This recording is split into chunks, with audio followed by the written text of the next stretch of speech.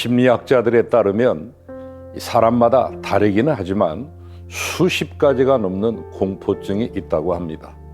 예를 들면 높은 곳을 두려워하는 고소공포증, 낮은 곳을 두려워하는 저소공포증, 전쟁이 일어날까 봐 라면 사재기, 휴지 사재기, 양초 사재기, 산소 마스크까지 준비해두는 전쟁 공포증 등. 그런데 전쟁이 일어나면 어떻게 해야 되나? 병 걸려 죽으면 어떻게 해야 되나? 이런 걱정과 두려움은 다윗 시대 사람들이건 현대를 살아가는 우리들이건 누구에게나 있는 것입니다. 중요한 것은 그런 걱정이나 두려움은 인생을 살아가는데 아무런 도움이 되지 않는다는 것이죠.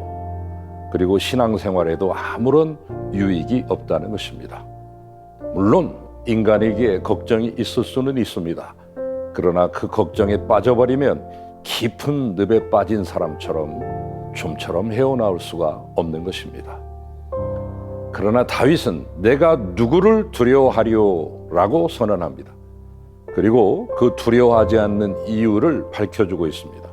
여호와는 나의 빛이요 나의 구원이시니 내가 누구를 두려워하리요? 여호와는 내 생명의 능력이시니 내가 누구를 무서워하리요라고 했습니다. 다윗이 그 어떤 것도 두려워하지 않는 이유는 바로 하나님이 나와 함께 하신다는 그 믿음 때문이었습니다. 다윗은 소년 시절에 키는 2m 80cm가 훨씬 넘는 거인이요, 그가 입었던 갑옷은 57kg이었으며 창날 무게만 7kg이 넘는 그 창을 파리채 휘두르듯 하는 거인 골리앗과 싸운 적이 있습니다. 한마디로 원자탄 앞에 새총 겨누는 격이었죠. 당시 다윗의 차림새는 천으로 만든 허름한 옷을 입고 허리에 띠를 둘렀습니다. 그날 다윗은 이 골리앗과 싸우기 위해 매끄러운 돌 5개를 골라 주머니에 넣었습니다. 그리고 한 개의 물맷돌로 골리앗을 쓰러뜨렸습니다. 여기 위대한 계산법이 있습니다. 아직도 골리앗 정도의 상대 4명을 쳐 이길 돌멩이가 남아있다는 것. 그런데 돌멩이 하나로도 넉넉히 이기고 남은 것입니다. 만군의 여호와 하나님의 이름과 그 능력을 믿고 의지하는 사람들은 넉넉히 이기고 남게 되는 것입니다. 윌리엄 셰익스피어는 말했습니다. 큰 고통은 작은 고통을 치료한다고 말입니다. 그러나 하나님은 우리의 모든 고통을 언제 어디서나 치료하십니다. 마틴 루터가 종교개혁 기치를 들자 당시 교황과 그 추종 세력들은 루터를 죽이려 했습니다. 그러나 루터는 하나님이 내 편이라는 신앙으로 위협과 죽음의 공포를 두려워하지 않고 종교개혁의 횃불을 높이 지켜들 수 있었습니다.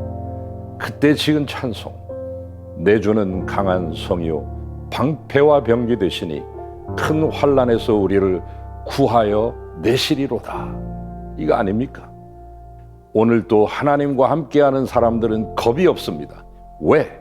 그분이 환난 날에 지켜주시기 때문입니다. 왜? 그분은 우리를 버리지 않기 때문입니다.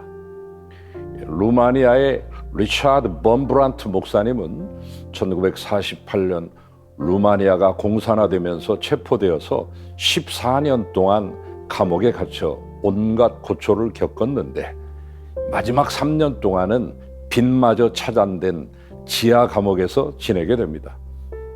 그분이 감옥에 계시는 동안 성경을 수백 번 읽었는데 두려워 말라는 말씀이 365번이나 된다는 것을 발견하게 됩니다.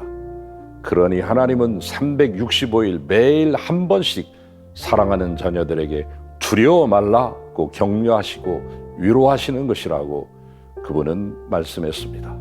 그렇습니다.